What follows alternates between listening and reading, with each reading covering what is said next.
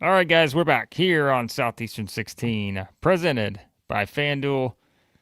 We're taking anything you want to send us to join your conference. Right now, the SEC's in trouble, but we'll talk all about that in our power rankings.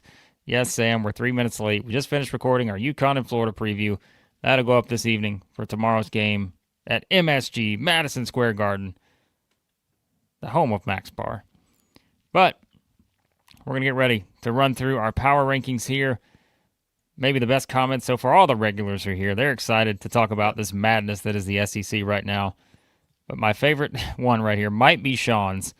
He's got his top 5, and then he said 6 through 16 is a total disgrace. Well, you know what, Sean? Let's keep in mind the number 5 team you have on your list has now lost 3 games in a row. So, this is where we are right now. So, I mean, it's just not ideal. A disappointing start, as the title tells you right there. T-Rob's here. Shane's trying to send the Big Blue Nation to the OVC. Brayton just became a member. Brayton's like, I want to talk about all this terrible basketball. We appreciate you, Brayton. I don't remember, you may be a supporter, MVP. It doesn't tell us on our software here, but we do appreciate you becoming a member. Lots of members now, hundreds here at Southeastern 16. We'll talk all about that here in a bit. We got some fun bonus content coming up this week. Max Barr and I are going to try to save SEC basketball. Someone has to. Via College Hoops 2K8. We got to start our season. We got to recruit. We got to get those boys in shape. But let's get started here. And remember, our power rankings, Max, is always a composite ranking. Yep. We vote. Our staff votes. Our members, MVPs, and legends, they also get a vote in this. So, yeah, I have no idea what these are going to be, but I know there were a couple people making the argument to put a certain team at number 16. I don't think that's what's going to happen in the composite, but stranger things have happened maybe at this point. Yeah, these are going to be, these are just, tune in. All right, These are disgusting. These are gross. These are just gross. That's a good word for it. That's a good word. All right. Coming in at number 16, we've got Mississippi State coming off of an interesting week. They did grab a road victory in the ACC SEC challenge against Georgia Tech, but then they come back, turn around, and drop one to San Fran. And right now, Blake, Mississippi State started the season 26th in the analytics and at 83rd here in the first week of December. My worry is that 21 win, 8 SEC win baseline may not be met this season because right now they're 4-5. As you said, they got to play apparently the SEC Giants in Utah, who's already beaten Ole Miss. Now they got to play Utah, who all of a sudden,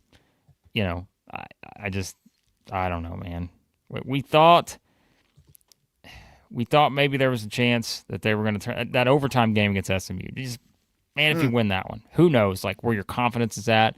And I know they won the game at Georgia Tech, but Georgia Tech's not very good. And to lose this game to San Fran, who had just lost 3 in a row, to the Buffaloes of Colorado, to Nevada, the Wolfpack, and to North Alabama, this was a not ideal loss for Mississippi State. And they were losing the whole game and then had a lead with 20 seconds left and couldn't get the stop. It's the one that stung. This was a stinging loss for Mississippi State. Another team that's been getting stung lately. The Gamecocks drop in overtime to Virginia Tech in a game that, Blake, after losing to Butler by only 7, losing to Northwestern by only 2, you're just thinking, oh my gosh, we're at home. We need this Virginia Tech win. Had a chance there at the end. Don't get a shot off on the last possession, and you drop the big one to Virginia Tech. You do rebound on Saturday against Stetson, but Stetson is 344th in KenPom. Now there's no top 200 wins for South Carolina to this point. Oh, vibes just bringing down my vibe right now. Just to be fair, we might break a record with NIT teams this year. Oh, We're Maybe gonna have to do CBI. a live stream of the NIT selection show, aren't we? Oh my gosh, I vowed to never do that on this channel. We might have to. South Carolina, and this is where we are this season. You can tell this early. We're now comparing losses between teams, not wins. We're comparing how many good or bad losses do you have. South Carolina really doesn't have that many bad losses, all things considered. They're 6-3. They've lost close games to Butler, Northwestern, Virginia Tech. If you compare it to some of these other, hey, it's not as bad in my opinion. But I get it. I get why they're here. They just don't have any great wins to speak of, and I don't know what else to say. They play the Citadel on Saturday. South Carolina, they'll move some next week when they play Clemson. They were to go get that win. I mean, at this point, hell, you go win at Clemson, you may jump up 8 spots in this league. So, Seriously. I mean, good. It's really, I mean, guys, when we were doing it, it's really a wash. And this was with staff rankings and the member rankings from like 16 to 8. It's pretty much a wash. I mean, it is. You could argue the number 8. We'll go to all the way get through the number 8. You can argue 16 to 8 on a neutral floor. Yeah, I could see an argument to pick either team. So really, at this point, any of these teams in the bottom half have one good result, and you could jump up to like 8. You could jump up to being top 10 in the league in a power ranking in 1 week with how little there is on the resumes for these teams. Speaking of little on the resume, at 14 we have Texas. They get the good win against NC State 2 weeks ago, and then have one game. You got a full week, a Wednesday to Wednesday. You got a full week off at home, coming back after the neutral slate, home against Virginia, the biggest game since the Duke game, and you just get absolutely smoked. 88-69 victory for Virginia was never even close, and Texas now drops back to 55th in the analytics. Still no big win except for that NC State game. Yeah, that's the thing is like the NC State game is there and it exists and that's good for Texas. Everything else is it's just there. I mean, it's just like none of the other wins. It's basically as though you didn't play the other games. In all honesty, if we're talking like building your NCAA tournament resume, all your other wins, it's as though they don't even count. And I hate to say it like that, but you know what I mean? I mean, these are all like, again, 330 and below type teams. And Chaminade's not even, so they've lost the other 3 big games, and I think to lose the game at home that way, knowing that on Friday you got to go to UConn. I'm curious to see how they bounce back and just see how this team develops. I don't think we ever thought they were kind of a finished product early in the season. We always knew they'd be a bit of a work in progress, but ooh, boy, yeah, they've got an interesting month or so ahead at UConn, at Tennessee, at Alabama. They got to play Vanderbilt, so it's like early in the SEC schedule. They got a lot of tough games, and they could be completely out of the mix by that point. And that's where we're about to start getting to, guys. We're going to keep going down these rankings. I'm telling you right now, people throwing around that 10 or 12, that's too many right now. Yeah. There are not 10 or 12 NCAA tournament resumes in this league, but we got a little ways to go. It'll be okay. The thing for Texas, which is concerning, is they're not passing the eye test at all. And when you look at their perimeter offense, they've made double-digit threes 3 times this season. One of them was against Chaminade. One of them was against 339th Rider. And then out of nowhere, 16 of 32, 50% against NC State to win by 5. That's probably never going to happen again this year. Probably never going to get 16. I don't know if they'll shoot 50%. Maybe they get hot for a game. But it was like you had the 3-point variance swing all the way in the favor of your direction. You only won by 5. It's like, man, that's not going to hold up. When you look at Texas and you take out the preseason data on Torvik, they're 86th so far. So the eye test hasn't been there. All right. We continue on. It's like I just lump all these teams together at this point. Lump them all together. At 13th, we've got the Rebels, who, holy smokes, are reeling. They have dropped 4 in a row now. Iowa, Utah, Miami, and then just on Saturday at St. John's, 63-58, and really an ugly game all around. It just was not good basketball at all. But Ole Miss here, best win right now is Memphis, who doesn't look terrible, but you haven't won a game in 3 weeks now. I mean, listen, this is the easiest game. If you want to know where they stand right now with this team, all you have to do is pull up how many guys played. And I said that the last time. Yeah. We took it a step further in this game. 13 guys played in this game. Like, how many other teams are playing 13 guys right now? None that know who they're playing. That's the thing. They are looking for answers, and Dia doesn't start in this game, winds up having a good game. But I just think that's where we are. Like, they are looking for any combination that can execute what they want to execute, play the way they expect to play. And right now, they are struggling to find it. It's a 5-point loss. I mean, you're not going to be happy with any loss right now. But I don't know. Maybe it's a step in the right direction. But I think that's where they're at, is what can you expect every game? What are you going to get? And guess what? There are a couple other SEC teams. We know that mirrors their spot right now too. And so I think that's where we're at with Ole Miss, man. And it's not like, here's the thing, right? Like we said, like they're not getting blown out the way some of these teams are. Like they've had a lot of close games. It's just clearly you can tell the staff is not pleased with certain combinations right now, certain guys and what they're giving. And it seems like to me, Chris Beard's just like, the hell with it. We're just going to play all these guys. Who wants to play? I know we when we get a lot of questions, Blake, of like who's been the biggest disappointment. There's one team obviously that's been the talk of the nation, but man, Ole Miss, this was a really old and talented roster coming into the season that had a lot of expectation. And it's not to the point where it's like there's no effort. There's no, they forced 20 turnovers against St. John's. They're fighting. They're out there. They did play hard against St. John's. And it's kind of sad that at this point to separate teams, we're talking about, are they playing hard? But there's something in me that's holding on to a little bit of something with Ole Miss. They're so talented that I feel like there's something there. 1 point away from Utah, and they were in that Iowa game all the way until the end there. It hasn't looked absolutely brutal, but man, you got to win one of these. You have to. It is what it is. All right. Another team that just cannot find any consistency. The Sooners of Oklahoma put together 2 nice wins. Grabbed the 1-point win against Marquette, and then probably their best win so far, the 18-point win at a good Wake Forest team.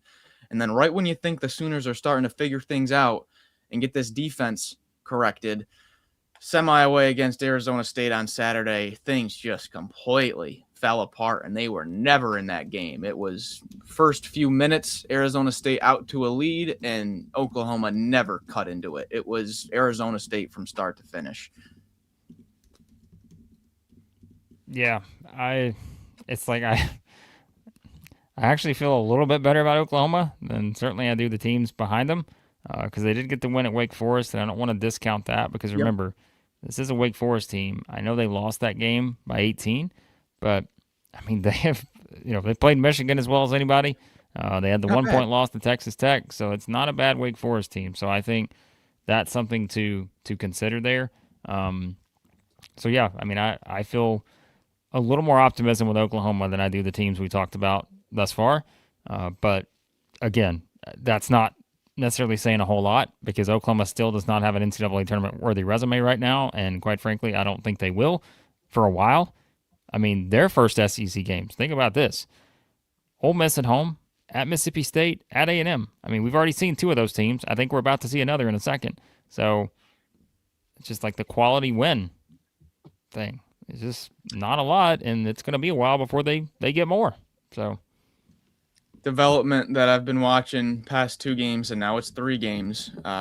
Xavier Brown, I mean, he's playing good in other areas. He had two steals against Arizona State, 3 steals against Wake Forest. But Blake, he's on an 0 for 14 stretch from 3. Hasn't made a 3 since the Alcorn State game 4 games ago. So there's a little bit of something where, like, hey, if you get Xavier Brown clicking from 3, maybe that opens a little things up for Jaden Jones and Pack and Forsyth. You never know, but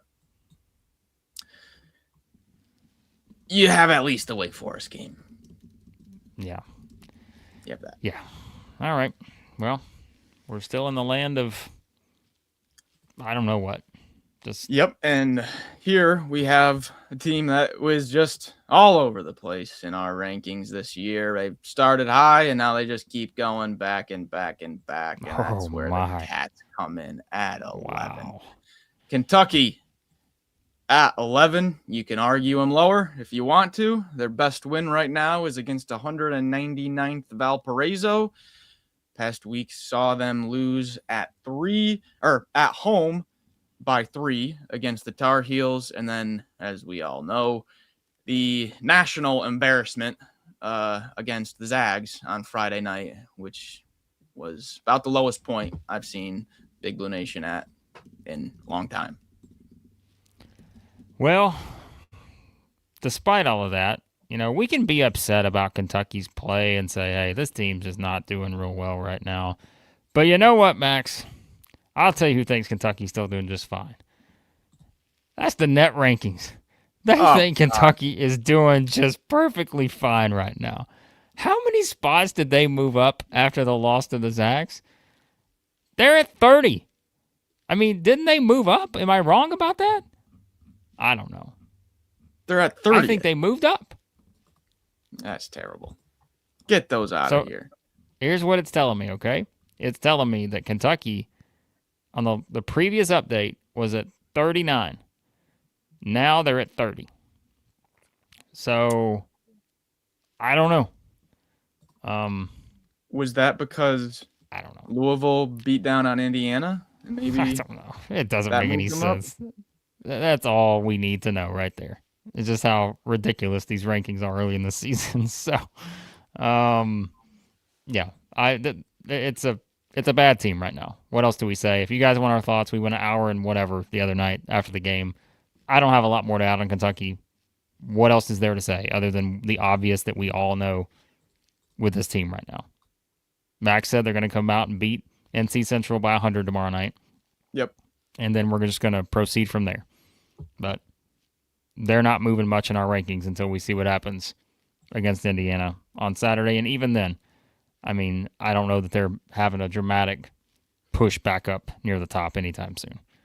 So, yeah, when you take the preseason data out of Torvik, Kentucky right now is 59th in just with the raw numbers from the season. So, and just quickly, here's another team that should not be in an NCAA tournament bracket if it was fielded right now. So, not at all. Just make that clear too. Not at all. On Torvik right now, 76th offense, 70th defense. Just not a good team right now. Not a good basketball team. No. Yeah. Okay. And then, right to pair with them, just another team that, going back and forth, snip, snap. The Aggies of Texas A&M grab a big win against Florida State and Pitt, and then you have the opportunity to beat SMU on a neutral. You go to overtime and just that complete meltdown in overtime ends up being a 13-point win for SMU in overtime. Brutal. Another one that really stings because when you look at the Aggies tournament resume, Florida State and Pitt, I mean, not bad wins, but Florida State's 97th in KenPom. Pitt is 109th. You lost the 2 top 50-ish games to Oklahoma State and UCF. You needed this one for the tournament resume. You had every opportunity to get it. Overtime loss. Tough. At this point, I'm rewarding teams who get to overtime. We've reached that point in the rankings. It's a sad state of affairs, but I'm going to reward A&M for getting an overtime game here against SMU. I know that the score was what it was, Max, but I'm going to give them an extra point for overtime. So that's all I got. Yeah, I don't know what else to say. Our guy, Ruben, had a tough game. That's okay. He's still the greatest shooter in the history of the sport. But, yeah, I think A&M's on the move up, all right? This didn't look like it in overtime here. But, give them credit, man. They're down 15. They fought back. This team's got some guts, but just didn't go well in overtime. So now Ruben finally hit his breaking point there on the streak of insane shooting. Finally had a tough shooting game. It was his worst game of the season, but still third in the country in offensive rating, still shooting 47% from three. I do like Texas A&M in general. The one weird thing is Federico is just not playing good. And he was up and down last year at Texas Tech, but still a piece for them. And he's just kind of getting phased out of the lineup here. Maybe that's just because Rashawn Agee is such an absolute monster. Can't blame him. By the way, so yeah, just quickly, Aggies. You said that, Florida State 97 and Pitt 109. How many teams would take a 97 and 109 KenPom win right now? I know one in particular would take it. There are quite a few others that would love to have those kind of wins on their resume. So for the SEC right now, those are fantastic wins. Those are great wins, which is why when we talk about Vanderbilt again, I'm going to get rolling on a rant because everybody's kept telling us they ain't played nobody. We'll get up to the Commodores, don't worry. But, folks, look at some of these resumes, and you're going to tell me that they ain't played nobody compared to some of these right now? Oh, my. I told you guys a few minutes ago, I said, hey, 16 down to 8 is not much. There's really not much separating them, and you're going to see. Okay, here at number 9, we've got LSU. LSU took a tough blow last week, losing Jalen Reed out for the season, and it's already impacting their performance quite a bit. Overtime win against Boston College. It's a pretty bad Boston College team, but hey, you'll take the win on the road. That was the first true road game of the season. And then your first real test against any formidable opponent, Texas Tech, about top 20-ish in the analytics, and you just get destroyed by Texas Tech. It was a real disappointment, being the hot start to the season, beating the analytical projections a lot, and then you get your first real tough test, and it's just a major letdown, kind of 82-58 on a neutral floor against Texas Tech. Not sure what to do with LSU now, Blake. Well, funny story here. I sent Max the text yesterday. So I was out doing something, and I'm trying to follow the game on my phone against Texas Tech, okay? Now, ESPN, they give you, or whatever, your iPhone gives you the live up activities or whatever the thing's called feature. And so the live activity ESPN scoreboard has the LSU Texas Tech game right there in front of me, and I'm following this almost into like midway of the second half, folks. And I'm just sitting there thinking, wow, LSU is just taking it to Texas Tech. Again, not able to watch the game, out doing something, couldn't watch it. But the score was backwards. So the live activities thing had LSU up like 20, and I'm thinking, we're back, baby. We are back. LSU and Lane Kiffin are going to put the SEC on their back and carry us forward into the new year. And then I went to pull up the box score to see, like, wow, how is LSU doing this? And then I went to ESPN.com, and it turns out the score was the opposite. So thank you to the live activities for the iPhone, Apple, ESPN, whoever's to blame here. Had me excited about the Tigers, and it was not to be. So, yeah, Markel Sutton's early three-point shooting numbers have really fallen off a cliff lately. He's just 1 for 9, I think, in his last 4 games. And he started the season real hot, and that was going to give them kind of a different look on the perimeter than we expected preseason. But him kind of cooling off, coming back down to earth, plus Jalen Reed, who can stretch the floor going out, has really affected the LSU perimeter offense here. Kind of need, hey, they went to Zipper in the blowout moment, and Zipper came in and knocked down a few shots. So maybe there's something there to lean on, but perimeter offense for LSU here going to be something to keep an eye on moving forward. And all right, I told you there's not much difference between 16 and 8. At number 8, we've got Missouri, who I mean, I don't know, to be quite honest with you.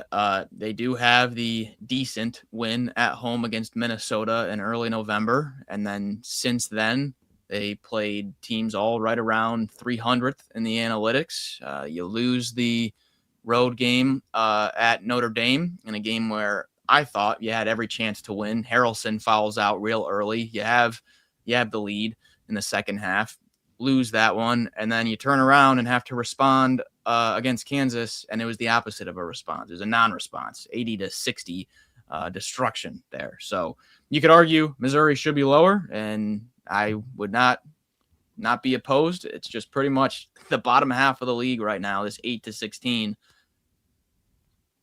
I don't know. I don't know either. But listen, here's where when I say the issues start to begin. Right now, your 8th team in the SEC, if you're playing each other in conference play, the 8th team is not considered a great win. And, that's not good. No. Because Missouri does not have an NCAA tournament resume right now. I don't even know if they'd be close, Max. Their strength of schedule is not great. Their best win is against Minnesota. Their second best win against South Dakota. Or maybe it's SEMO. One of the two. But that's my point, right? This is where, hey, we can do great in SEC play, but why last year worked so well is because the quality of the opponent and the quality of the resume was so high that every time you beat one of those teams, you were rewarded for it. Right now, we are entering a territory where we are now in the top half of our power rankings. And you're not really getting rewarded that much for beating some of these teams once you start doing it, unless these teams start to beef up their resumes, which, again, folks, it's December the 8th. We got about 2 weeks to go, and that's it for the non-conference. I mean, and most of these games are going to be against teams that are not going to move your resume forward in any way. Missouri up next, Alabama State, and Bethune-Cookman. Oh, I don't want to see Bethune-Cookman again right now. But we got to see them on Sunday. Illinois on the 22nd. That's it. At this point, that's about as must-win as it gets for Missouri. And maybe for the SEC, because you need them to have something more on their resume, because if they're the 8th place team, as of right now, and our power rankings are what they are, but man, that's just yikes. I don't know. Still plenty of time, but I think this is where Justin asked a minute ago, are we setting the number at over under 9.5? It needs to be lower than that. Because if it's 9.5, I'm hammering the under right now, based on what we've seen. That can change, and maybe will change. But like I said, here's number 8, and they probably wouldn't be in the field right now. Jaden Stone is absolutely killing them right now. They do have that to fall on. So yeah, that can be, I mean, boy, I don't know. It's something, right? It's not like some of the other situations. It's at least something you can lean on if you're Missouri. So give them that. Yeah, Ant Robinson has got to play better. I mean, his last 4 games, 4 points, 4 points, 6 points, 5 points. In the past 2 games, those are the only top 100 teams that they've played. Offensive rating of 67. That is terrible. That is absolutely terrible. Got to be better for your junior leader point guard. And then Sebastian Mack has become borderline unplayable. 7 minutes against Notre Dame, 11 minutes against Kansas. His offensive rating in the past 2 games, 72. So, I mean, you need Jaden Stone bad for the perimeter offense. Okay. Now, all right, we can start moving to some better stuff. Let's get to some good conversations now. All right, Max, did you get my note, by the way, that I sent in the chat? Yes. I want to make sure you saw that, because I think, without giving anything away, I think that should be, if it's not there already, okay, I think that's what, just let's go with that, okay? So make if you need to. But anyways, aside from this inside talk, Max and I, You don't have to be an insider to head over to our friends at the Yearly Company, Nashville-based fine jewelry brand, built on tradition, designed for meaning, solid 14-karat gold, natural gemstones, backed by a lifetime guarantee. If you're just pissed off about this SEC basketball season so far, and you're thinking the only thing that'll make me happy is jewelry, well, these where you need to be, because you get 100% off the sizing kit. Don't forget that. SE16 kit at checkout, because you got to know your size. Every single Yearly Company bangle is custom sized.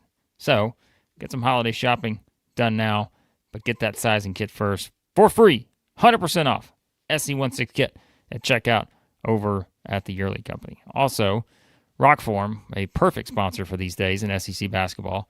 For all you out there who just are accidentally dropping your phone or throwing it across the room, the world's strongest magnetic phone case, extreme protection, super strong magnets, rock lock, secure mounting. Tremendous people over there. Phone cases, accessories. Go check it out for 25% off. Use the code SEC25. SEC25. I'm missing the SEC of 2025, the early 2025 right now. But yeah, check them out, rockform.com. All right. Sam, we cannot promote this. Sam says he needs a new phone case so he can throw at Rick on Saturday. ROKFORM does not make phone cases to throw at other people. Let's make that very clear. So we cannot promote that right now. Okay. Finally. We're going to talk about some winning basketball. Well, you know what? We say that, and we're going to get to Georgia here at 7, which I think for some people may feel a little low, to be honest with you, because some of the teams in front of them are getting walloped. But here we go. The Dogs. The Bulldogs. 7th. They lost the Clemson game in overtime, which, hey, it's not a bad result. And you respond with 123 dropped on Tennessee Tech at home last Saturday, and then you only played one game this past week. It was on Tuesday, 107-73 at Florida State. Absolute destruction. A statement win for Mike White and the Bulldogs. Blake, they've got depth. They've got size. Samto Cyril, bully ball watch list. Georgia, moving up in the rankings. I'm not convinced Georgia is the 5th best team in this conference right now. Now, I think I had them at 7, but I'm not convinced that I couldn't make an argument that they should be like top 5. And the reason why I say that is you are going to get the pushback of, well, who have they played? We've heard that. But look at the teams that are going to be at the top, and you already know who they are. These are teams that can go out and score the basketball and just, I think it's the way they're playing, man. Like, they're one of the fastest teams we set out there. They're still at number 2 in average offensive possession length, 14 seconds per possession. They're only lost by 3 in overtime to Clemson. I mean, again, they don't have a lot to go on right now when it comes to just the overall profile, but I maybe feel even more confident about Georgia, and maybe this is where, like, hey, maybe I should have moved them up a couple spots, because I know they don't have the resume of a couple teams we're about to talk about in front of them, but I don't know, man. When it comes to performance right now, I'd maybe be more confident about Georgia than I would some of just the inconsistent, lopsided type wins we've seen ahead of them. But we'll find out. I mean, they got a game on Saturday against Cincinnati that they should win. Cincinnati's just not very good. So that's kind of one where you want to see Georgia come out and take care of their business. And if you look at so far, I think they should, just based on, again, how they're playing and the way they're winning. Like, it is just, there are not many teams that are playing at this level right now when it comes to just executing the way they need to execute. And that has separated them from a lot of other teams. Yeah, Jeremiah Wilkinson quietly has had 20 points in 3 straight games. He's been great. Blue Kane has been great. So, I mean, hey, when you have a lot to knock on for the teams we've all talked about. This team does not have much and you can argue, their worst attribute offensively right now, their 3-point percentage.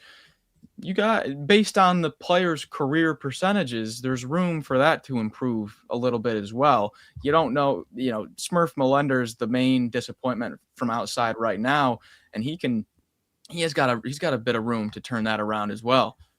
So I'm holding. I'm not completely 110% buying in, but they are growing on me. They are growing on me, the Bulldogs.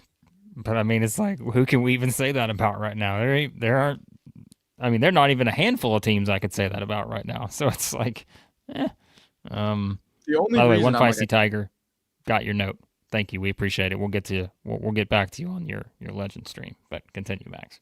the only reason I'm slightly hesitant, just ever so slightly, is because I think Florida State kind of stinks. They've been absolutely destroyed in three straight games, like embarrassingly destroyed.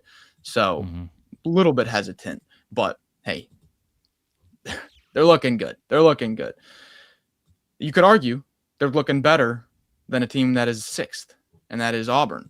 Auburn, I mean, geez, tough. We knew it was going to be a tough game. I mean, you can't say you didn't think it was going to be a tough game, but to lose 97-68 to Arizona, yikes! It was a little bit rough. But you're coming off of a St. John's and NC State win, so you need to find some consistency here, Auburn. You need to find some consistency, up and down, up and down. You find yourself here at 6.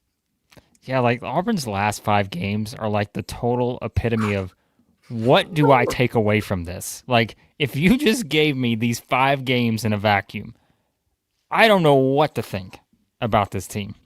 Because you play a very disappointing Oregon team to this point, by the way, who's now lost 5 in a row.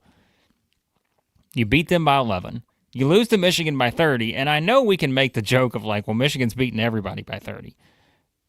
But still, like, you don't want to see that. Right. You beat a St. John's team who I think we would all agree has maybe been a little underwhelming to this point. I'm not saying it's a bad team, but a little bit underwhelming. NC State, not quite there yet. My Wolfpack will get it on track with Will Wade, but they're not there just yet. And then Arizona's great, but to get completely throttled, I don't know, man. It's like there's no middle ground here. Like, I don't know what to take away from it. I know Stephen Pearl said, hey, full disclosure here, folks, like, this was a terrible spot for us. This was too much in terms of like this game being where it was at based on like their recent schedule. And so if you were going to, kind of concoct a way for this to be a game that got out of hand, I don't think it would have taken much just based on the grind of their schedule over the past couple of weeks. But still, we also have to look at it and count the game. Like, and say, I don't know. Like, so I don't know what to make of Auburn. I think we're still... The thing I will say in their defense is at least, we have much more of a sample size for Auburn against top-tier teams than we do pretty much almost everyone else, not named Alabama. So, and Tennessee, I guess, to a certain extent. Yeah, they're going to struggle with size. And it's like, that's why if you wanted to move Auburn back a little bit in the rankings, knowing that they've got just Chattanooga and Purdue as their next 2 games, that Purdue game is going to be tough to deal with all that size, especially with Murph. I mean, I know he's playing, but he's not 100%. He's playing injured right now. And that was a concern we had. You're going from Janai Broome and Dylan Cardwell to a stretch 4 at Mississippi State, and then maybe a big guard in Keshawn Hall. It's a much different front court than Cardwell and Broome. But I think the results speak for themselves. 10-point win against NC State, 9-point win against St. John's. You need to find consistency, but I'm not completely jumping off Auburn here, Blake.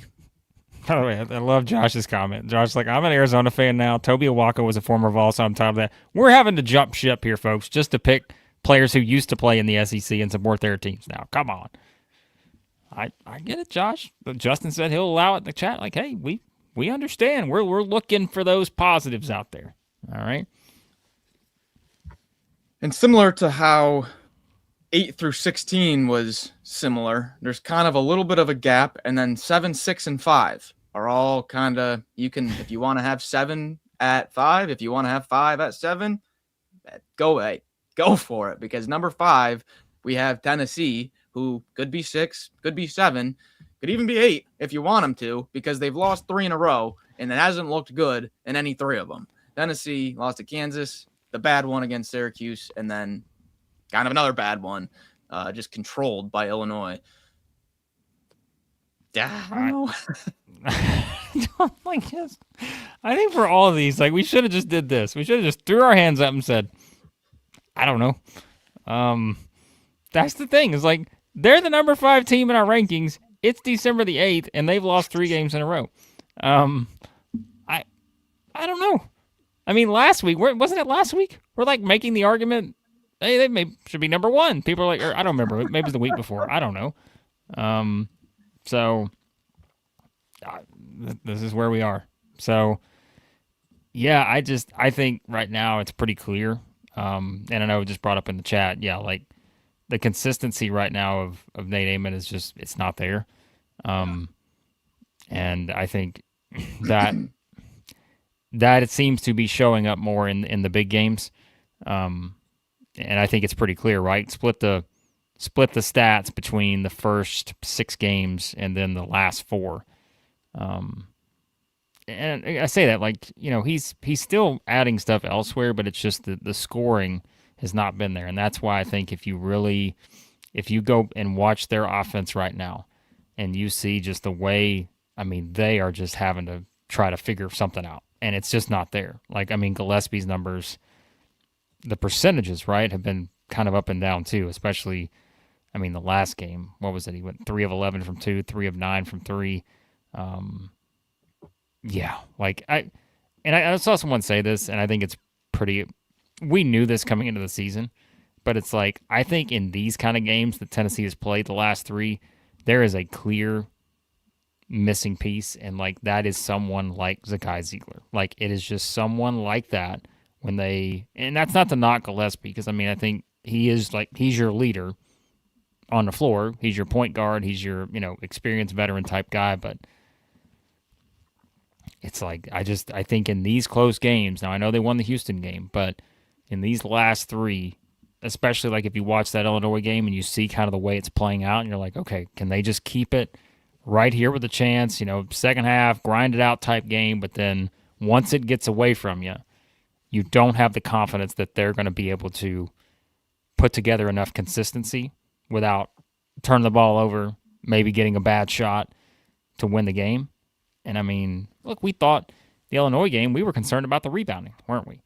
We're like, man, let's see what happens. And then they get 23 offensive rebounds. And that to me is like one of the biggest stats.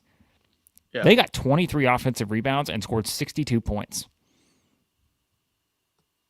Like, you get 23 potential extra opportunities at the basket, and you scored 62 points. Ooh. Yikes. Well, they went 8 of 18 at the free throw line. Shot 44% from free throw. Brutal.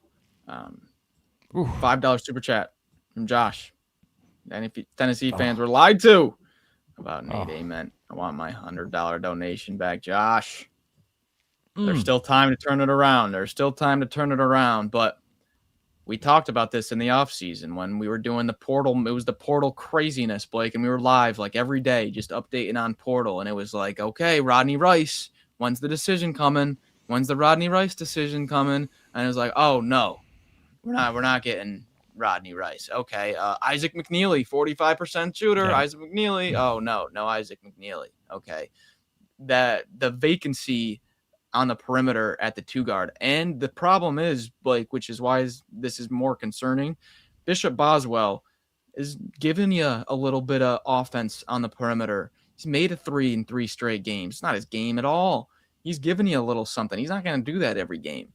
So that's why it's a little concerning. And then obviously JP Estrella is nowhere even remotely close to 100%. And given the lack of perimeter shooting, you need your best offensive big playing, and right now JP's playing through some injury, so you got to get healthy.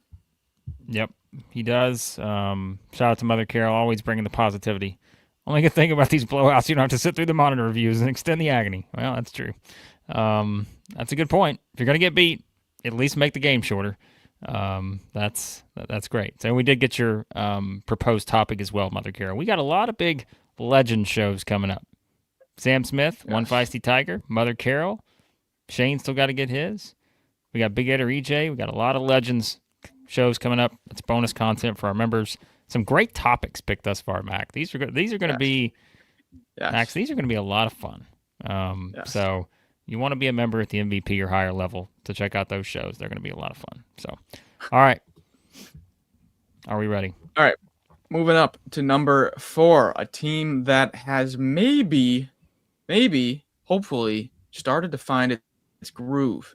Florida beats Providence by 12 on a neutral, and then the best result of Florida's season so far. 1-point loss in Cameron Indoor. Great game. Really good game. Isaiah Evans for Duke just, makes a big shot in one of the last possessions there. And Florida's not able to get it done. But if you're a Gators fan, given the TCU game, this is just 2 games later, kind of a heck of a response. The rotation's been narrowed down to 4 players, and you'd like to make more shots. You're going to need to make more shots tomorrow night in Madison Square Garden against UConn. But in a league that is just not having too many positive results, even though it was a 1-point loss, for me, Blake, that Duke result was quite positive for the Gators. Yeah, I think it's okay for Florida fans just to just exhale for a minute. I think you're seeing the path back to where you need to be, and I don't know if it'll be where you were last year, but I think you see there are pieces in place to get you closer to where you were then than maybe where you felt like you were a month ago. And I think that's probably the best way to look at it. And look, Big Getter EJ is not wrong when it comes to, hey, you're having chances. And I know he's bringing up the goaltend, all that kind of stuff. That was a game where just a couple different things. Think about the difference in how we're talking about Florida. If they just win the game at Duke, they lose by a point. But if they win the game, we're probably, I don't want to say overreacting, but we are having a bit of a different conversation because they would have had probably the best win of anybody so far, unless I'm just forgetting one. So yeah, so I think that's just something to consider. They're almost back to, I think, where we expected this team to be around this time this season. Yes, like the Xavier Lee thing, as Sean says, hey, if he plays, they're going to be fine. Plays like he can. And I think that's still to be determined. Tonight is another example. Can he step up in these kind of big games? We did our preview this morning. That'll be up this evening sometime. I talked about Boogie Flan. I think he has gotten more comfortable in the way that I think he's playing in their offense. And the big guys, are what they are. They're still going to be something that gives Florida an advantage over a lot of teams. So they could lose to UConn tomorrow night in another close game. And I still think coming out of it, they're going to be 5-4, but I'm probably still going to feel like Florida's one of the top 4 or 5 teams in the SEC just based on the development right now. And do not overlook George Washington the game after. They might be a UC San Diego type of team from one of the best mid-majors in the country this year. George Washington is no slouch. So you get a good result against George Washington, and that could be quad 2. That could be a resume builder. So really, after a slow start out of the gates, Florida with 2 really big opportunities here Tuesday and Saturday. Yeah. All right, into the top 3 here. Speaking of moving on up the rankings, Blake, the Hogs are moving on up. Number 3 in the rankings after one of the best weeks any SEC team has had. Great home win against Louisville, 89-80. Great result. And then letdown spot against an all right Fresno team. Not one of the better Fresno teams, but not a bad Fresno State team, and a nice 82-58 win. Great week for the Hogs, Blake. Great week. Yeah, we have to say that about many teams, but it was a great week for Arkansas. Yeah, so that is, definitely a good week for this team. They do have one of the best wins of the season so far. Beat Louisville That was a good one. And like I said, the way they played in that one, that showed you, I think, the potential, and that's why I think they can be a team that wins the SEC. There's no question about it. I think whenever their front court plays the way they did in that game, and I'm not saying you're going to get 21 every single night from Brazil. I'm not saying all those guys are beyond the same, but if they are and they get close to that, their guard play is as good as it gets. And yeah, I think very clearly when you look at kind of their development process so far, they have learned from that Michigan State game. And I think that was the most important thing. It's like you've seen them in some tough games, Samford and Winthrop. People were not expecting to be that close, but they found a way to win them. And I think it's where played very well against Duke, wind up losing by 9, no shame in that.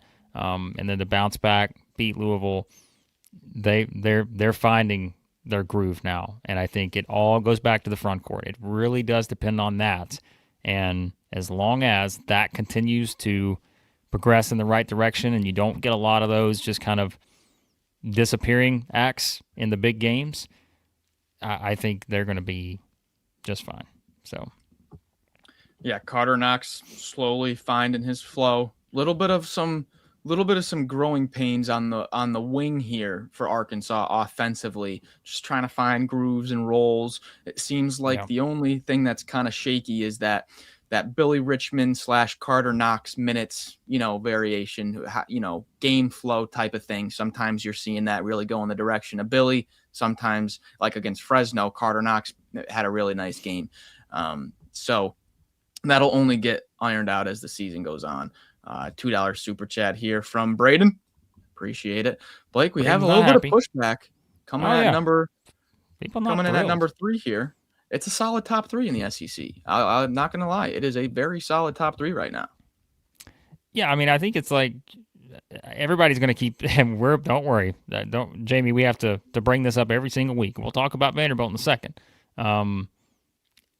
It's not just what is your lone win comparison. It is the entire picture, and I don't mean just looking at the scores.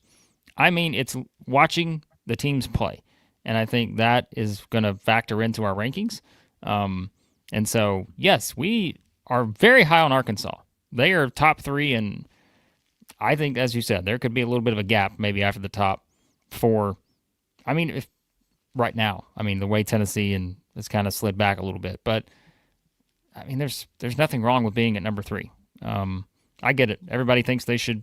Well, I don't think everybody thinks they should be 1 anymore. Not in this year's SEC. But I understand if you're an Arkansas fan and you think you have a very good argument to be at 1. I have no issue with that. But they're just not based on our ranking. Yeah, right you now. Do. So but hold on a second, Jamie. Hang on, Jamie. Hang on a second. Hang on. I think saying disrespecting the Hogs is a little bit overboard. I think that's a little bit overboard. I don't think we're disrespecting the Hogs at all. I just want to throw that in there. So, because while you can, it's two-way street. While you can say a team hasn't beaten anybody, Arkansas was also 1 possession away from losing to Winthrop, 2 possessions away from losing to Samford. Lost at Michigan State, and it's not a bad loss at all. But I wanted to stick needles in my eyeballs watching that game. It was like, what are you doing? Should have won that game. If you want to argue Hogs should be higher, totally can hear you out. But at the same time, they do have some results that have not been too ideal. And one team that has just taken what's put in front of them, Blake, and has just destroyed it. It's like a heavyweight boxer getting matched up against a strawweight. Just a different league than everybody. And SMU is going to be a close one. Vanderbilt by 20. Destruction.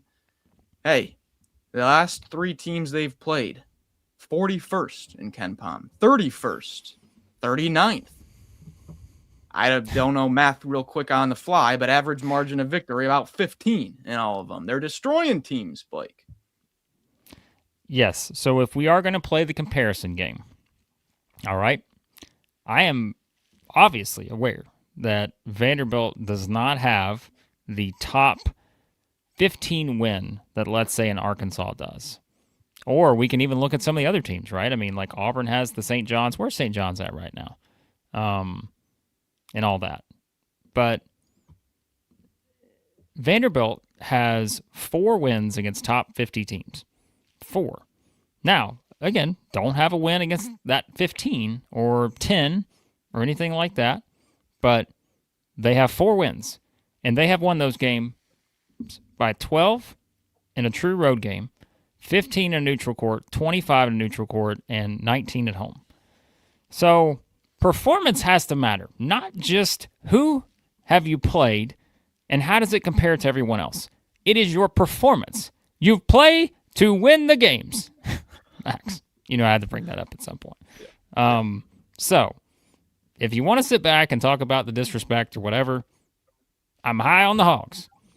But I completely understand why Vanderbilt would rank ahead of them right now, because performance-wise, there have been few teams in college basketball that have been as dominant to this point as Vanderbilt. I mean, what else do you want them to do? They just gone out and destroyed everyone in their path. So, except for Western Kentucky. Now, that was an 11 a.m. tip in the Bahamas. Who knows what kind of excitement was going on the night before? But there you have it. Every single analytics site did rank Vandy 1, by the way. Yeah. I mean, hey, if you wanted to argue Vanderbilt 1 overall, I can't really argue against it. I can just argue for another team, but Big Gator EJ. Pull the Notre Dame. Oh, it's too early for that, Big Gator EJ. Pull the Miami Notre Dame swap here. If you look at every single analytics site and Torvik, when you take out preseason data, every single site says Vanderbilt number 1. Every single one. Ken Palm, Torvik, Evan Mia, Haslametrics, Torvik without the preseason data. Every single analytic that you can look at has Vanderbilt number 1 in the SEC right now. So, I mean, do with that what you will. They passed my eye test. They're destroying everybody. The computers love them. So, I don't know. Yeah. I don't know how to not have them up here. And you can argue, like, it's no secret who's number 1. The Crimson Tide. It's a good argument. I think we both had Alabama 1. Last week, I think we were split between Alabama and Vanderbilt. But this week, I think we both had Alabama 1 after they had the nice Clemson win. It was destruction for the first half. Then Clemson really responds well in the second half. Alabama, insane guard play there. Even down Reitzel or Holloway, the wrist. Reitzel came back for UTSA. But even down some guys still, no Bristow. Alabama, I think for me, they're number 1 because of that reason, right? You're still adding in guys to the mix. And even without those guys, they've looked this good. So I think the ceiling is a little bit higher. I love it. So Sean says, who's paying you guys? I'll tell you who's paying us, Sean. The same people who paid to get the Tide in the college football playoff, baby. No, I'm just kidding. I'm not surprised that we may flip-flop these teams a little bit. I mean, I kept mine the same. I had Alabama at 1. I had Vanderbilt at 2. I didn't change mine this week. But I think the composite ranking, there were some swaps that people moved Vandy to 1 or vice versa, Alabama to 1 and Vandy at 2. So I think that's how we got here. So, yeah. So I'm still sticking to it. I think at their best, Alabama's still the best team in the SEC. And if they win on Saturday against Arizona, there will be no debate about that, in my opinion, because Arizona would officially be the best win for anyone, maybe outside of Michigan. So, yeah, I think that Alabama has a huge, huge opportunity on Saturday, and I think that's one of your games of the year so far, without question. So, yeah, I think Alabama's been outstanding, and knowing they've been doing some of this without their full roster, getting Bethea back, London Jemison getting Rothstein tweets now. I mean, yeah, the Tide are very good. And Taylor Bowen was out last game with some. He had some pregame back spasms. Was dealing with a little bit of a back issue. You haven't had Bristow. You haven't had Holloway. You haven't had Reitzel. You haven't had Bethea. I mean, you could take the guys that have been missing games for Alabama and create a whole nother SEC team with them, and they'd be probably like top 8, given how bad the bottom of the league has been. I'm exaggerating, but yeah, I think this might be at full health, which should be soon, deepest team maybe in the country. I mean, you're looking at a backcourt, when healthy, of Philon, Holloway, Millette, Reitzel, Hannah. Then on the wing, Allen, Jemison, Bethea, you could put in there as well. Yeah. Bowen, Bristow. You got Aiden Terrell. I mean, you've got like 9 guys that are just hard to keep off the floor. I think that's the difference between Vandy and Alabama for me. I think at full health, Alabama's ceiling might be a little bit higher. Yeah, so that's where we're at. There is your power rankings for this week. Always sure to cause a stir in the comments, but there you have it. Everybody's turned on us at this point except for the Alabama fans. You gotta love when we get to the 1 hour mark in power rankings. I'm just kidding. You guys are great. Keep your comments coming on your team. We're excited that you love your team, to be honest with you. We want the energy in these things. We need something this year to lean on, okay? We need the energy. We need your guys' enthusiasm for your basketball squad. Shout out to Micah, giving us $1 on the super chat. We appreciate that. Let's catch up on some stuff from the comments here that we haven't gotten to yet. And let's see what else we have going on here. Sorry, I got to catch up. All right, Josh had a $5 super chat. We'll get to some of the other chats we've started here in a second. I will say I love being a Tennessee fan because you will never have to question the effort under Barnes. Guys are giving you all they got. I agree with that. So, usually don't have that problem, but nope. So, yep, usually don't. All right. Let's continue on here. The Dance King. We love the Dance King. One of the best. Would you say that Arkansas has had the toughest schedule? I would say no. No. Alabama has clearly had the toughest schedule, I think. Who would be next? Auburn? Tennessee? Kentucky? I don't know. Florida? Not Kentucky. Florida? Here, I can pull it up right now. Here, let's go to the, oh, God. Got to go to the nitty-gritty. I'm not even going to use KenPom. We can if we want, but if we look up the strength of schedule, ignore everything else in these net rankings. Nonsense. But let's I think see in the what we got here. preseason we kind of said like Alabama and Florida had the 2 toughest. Yeah. I haven't looked at these in a while, so I don't know where they stand. Okay, let me make sure I got the right column here. Okay. Alabama is at 4. The next closest SEC team, Auburn at 49. Florida's at 53. There's probably somebody I'm missing here. Is that non-conference or full season? It's your net strength of schedule. So again, Okay. it's based on your net too. So it's probably not a great thing because, like we said, Kentucky moved up 9 spots after getting destroyed by the Zags. So I don't know how much I would put into this, to be honest with you. But if you want to go to KenPom, which we can use that if people would prefer. By the way, after that, the next closest was you've got Vanderbilt, Texas, and Oklahoma all right there together. Yeah, so that's on the net though, but I don't know that I love that one to use. So, yeah, I don't like the net this early. Well, it's not even that, right? We're just basing it on the schedule. But if you want to use KenPom, I think that's an interesting one if you just want to go by what we've seen. But like Alabama would be 2, Florida at 6, Auburn 23. Let's keep going here because I think this is an interesting discussion, especially for some of these top teams. And I may skip over somebody. Mississippi State's at 68. We're still going here. Like this is where I think there's a little bit of a divide. Tennessee's at 100. and then Vanderbilt's at 114.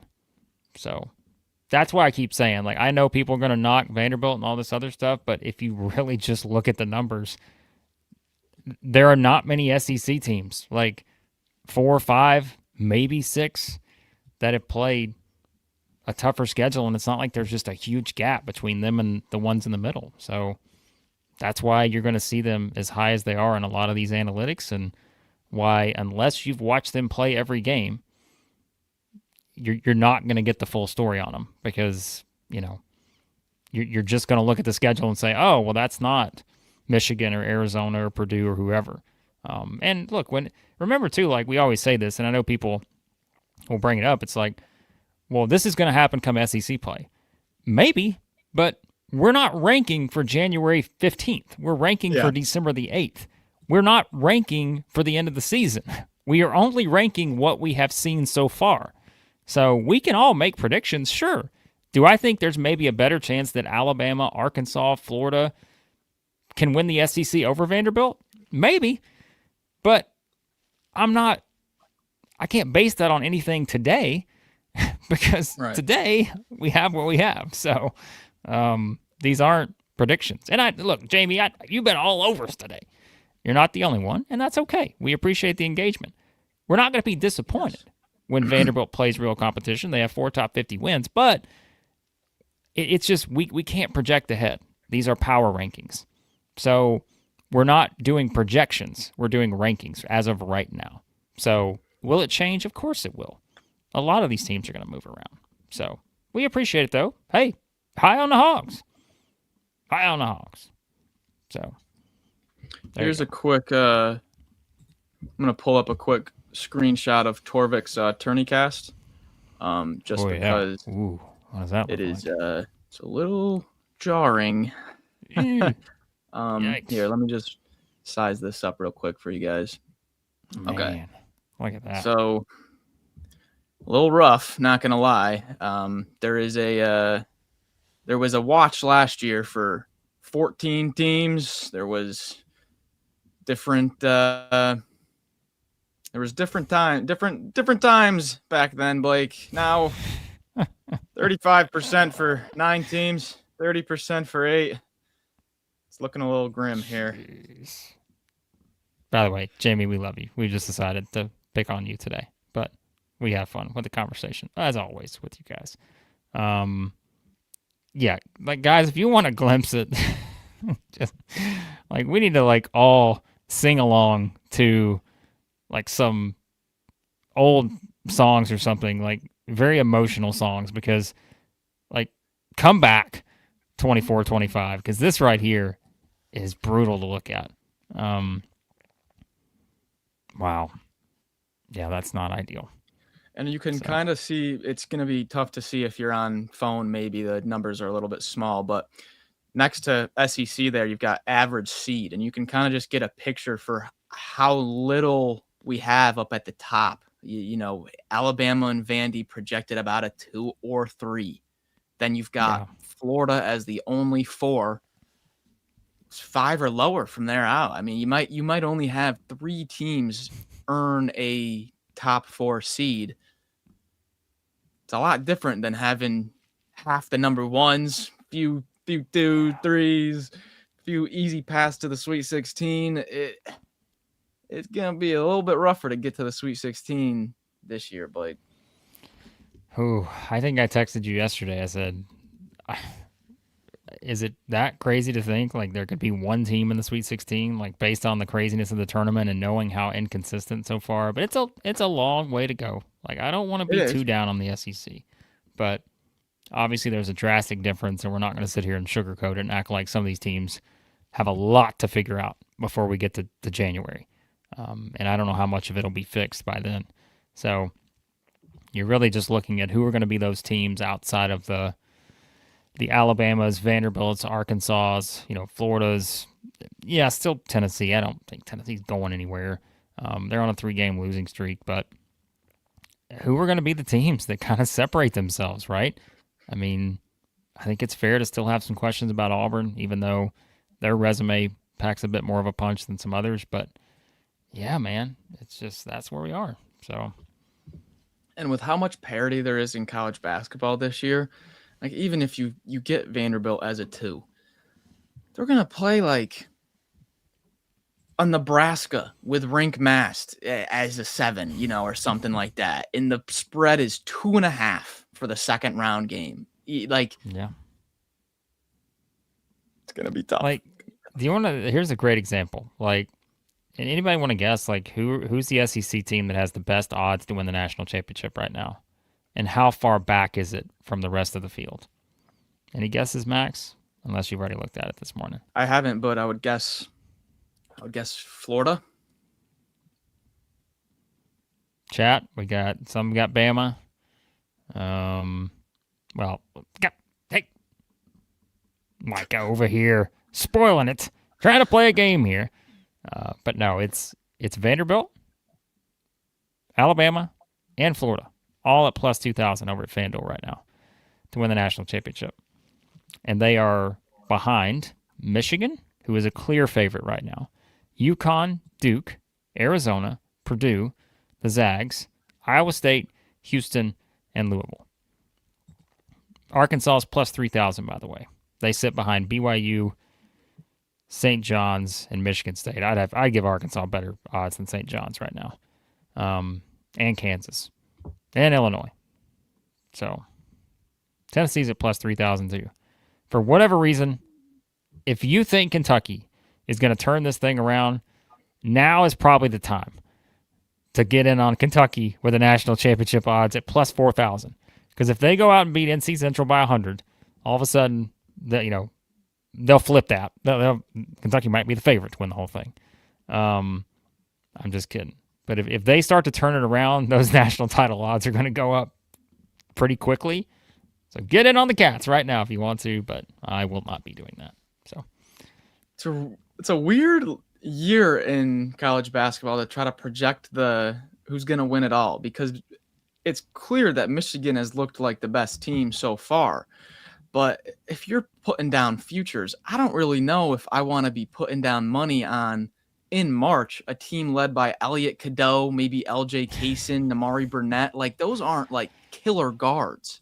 And normally, if you don't have like absolute killers at guard, you're going to trip up in March. I mean, normally it's guards win in March. And if you look at Michigan doesn't have, they're not bad, but it's like season's on the line. I'm not picking Elliot Cadeau to win me a game. And so it's like the teams at the top right now, it's like tough to fully buy in. It's tough to fully buy in on the Zags, it's tough to fully buy in on Purdue. I don't know. I don't have a team right now that I'm like, yeah, they're the team. They're the team to beat 100%. Michigan's looked the best, but I think they'll have a game or two where the threes aren't falling and they'll come back down to earth a little bit. All right, let's catch up on some stuff here. I know we got some super chats. Catch on from Micah, $2 super chat. We appreciate it. Amari Allen, phenomenal. Can play the 1-4. He's been tremendous. Someone told us about him.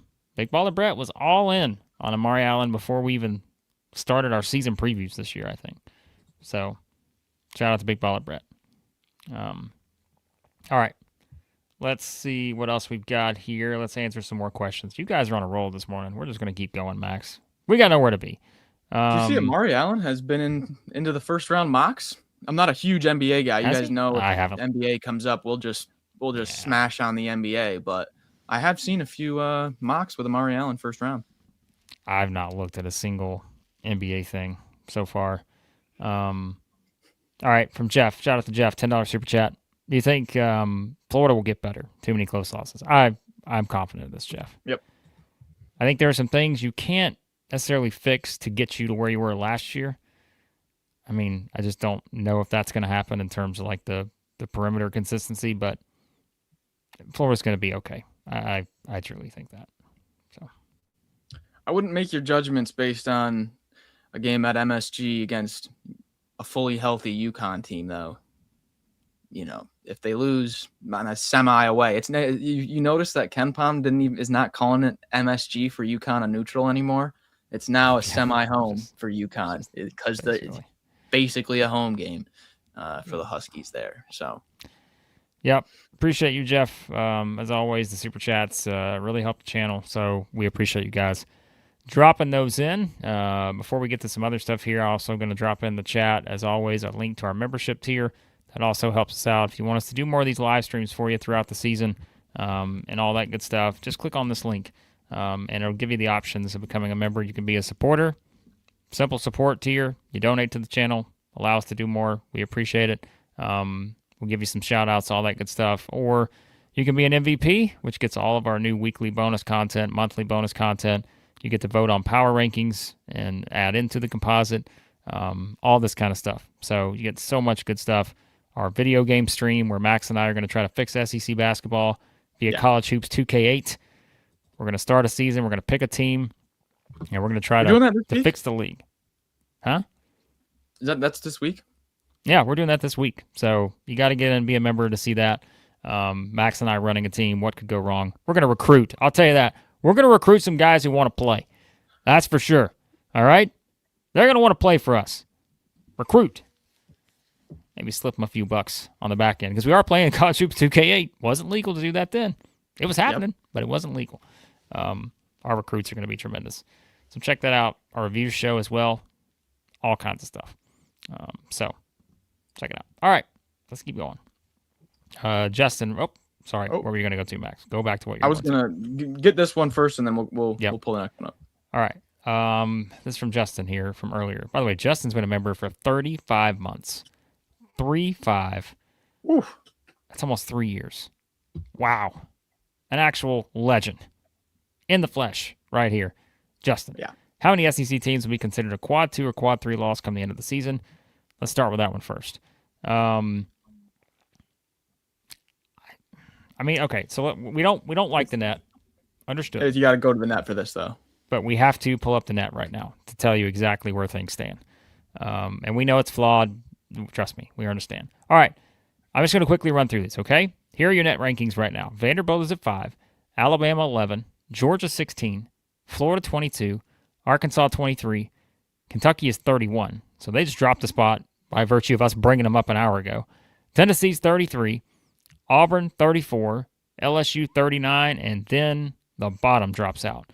Missouri 71, Oklahoma 78, Texas A&M 79, Texas 86, South Carolina 103, Ole Miss 110, Mississippi State 160. So basically, Max, what you're looking at right now is there's a clear top and bottom half when it comes to quad type wins, right?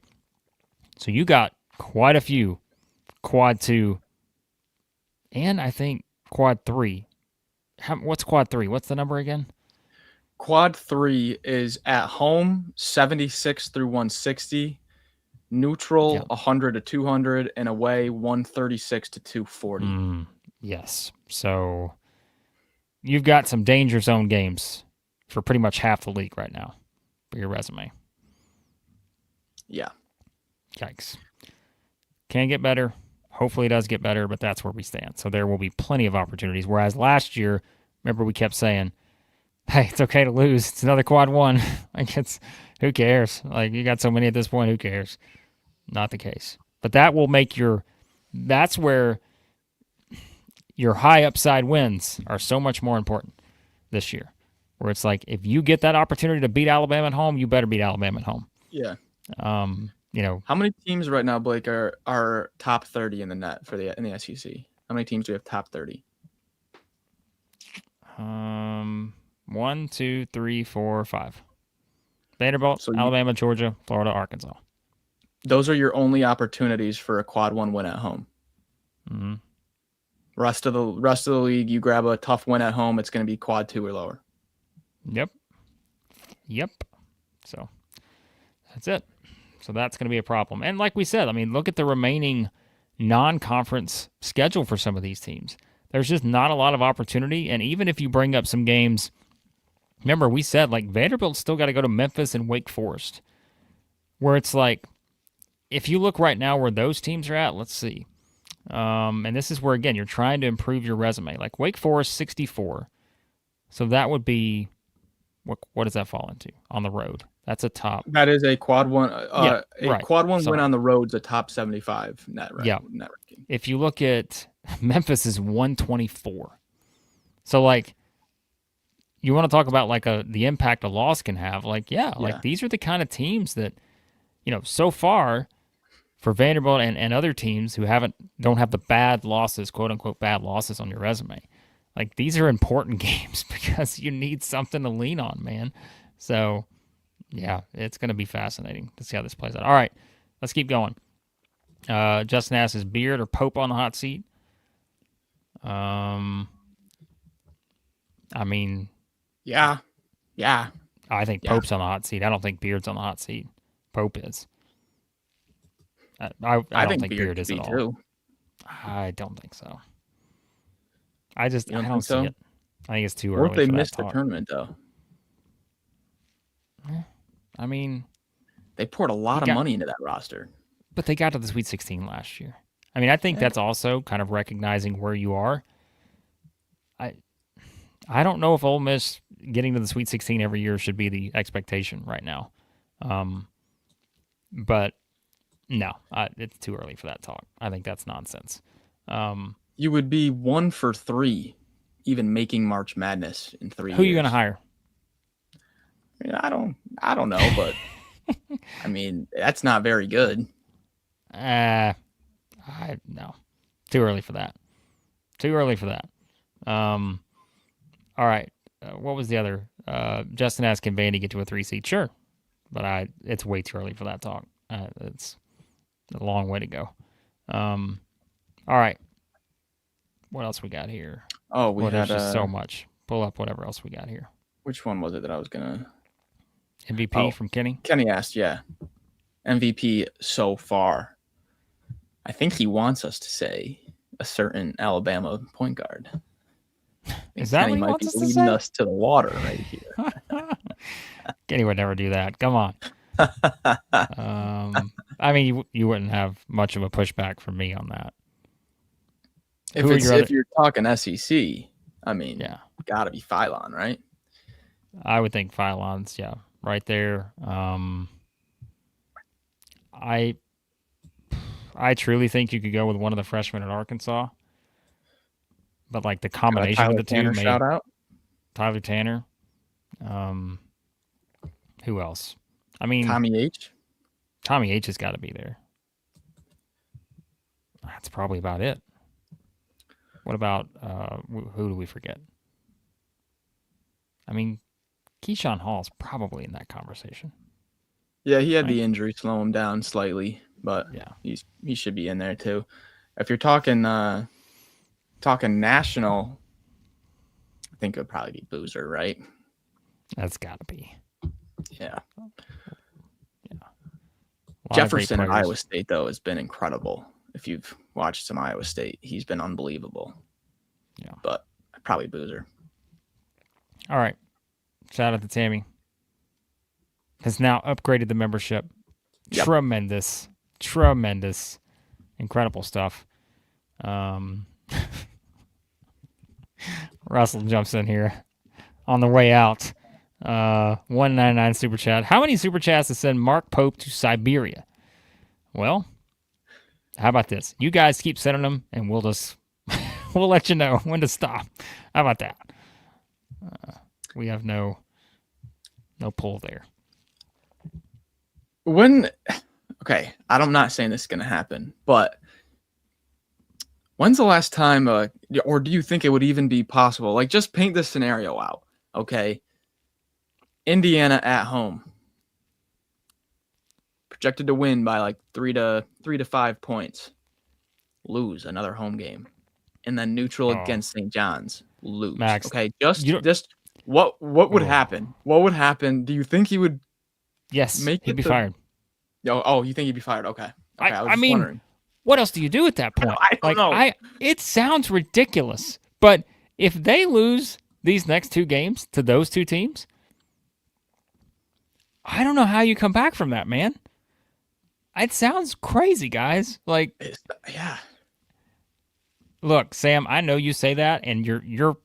I know, I understand, but holy cow, you want to talk about a complete meltdown, and we've already seen it after the Zags game. Pitchforks.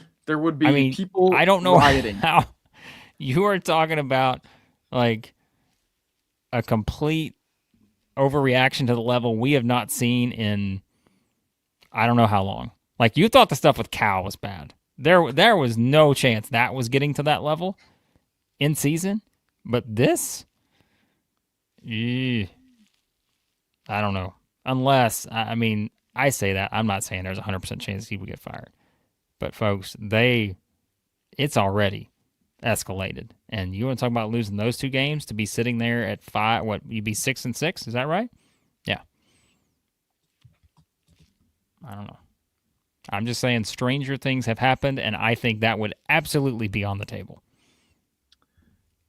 I think the only way the Cats lose both of those games and he doesn't get fired is if there is significant eye test improvement. I mean, you lose by one last possession. The team fights their absolute heart out. You got a rotation nailed down that's actually defending and diving on the ground for loose ball. Like you need a significant eye test turnaround, because if you lose the next two games and it looks like it has the past few losses, I think you're out of, going back to the drawing board and we got to figure something out. It's one game away from conference play at that point.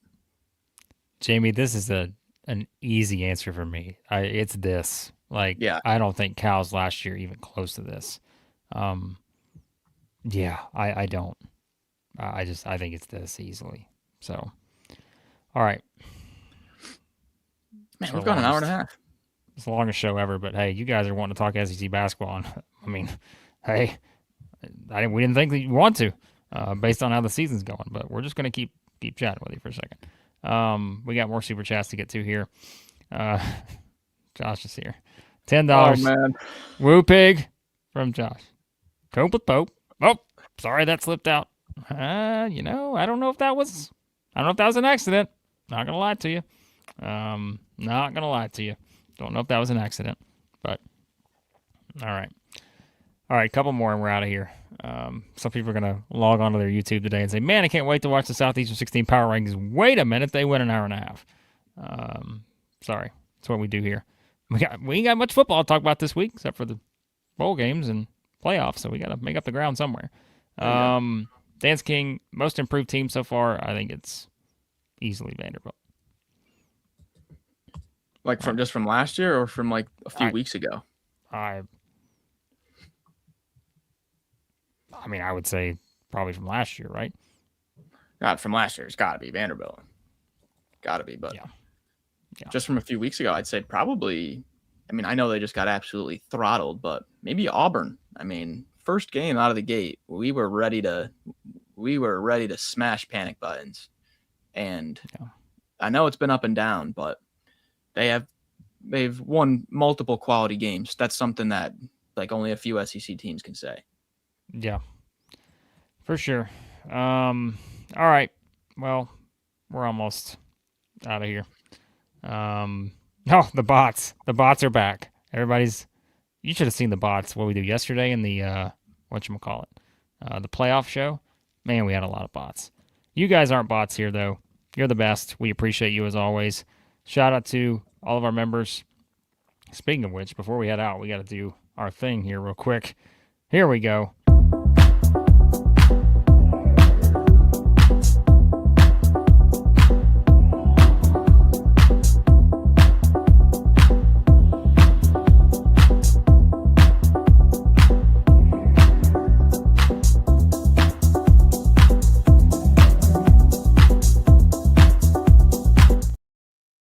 Man, if that doesn't give you a little pickup, that's a little pick-me-up right there.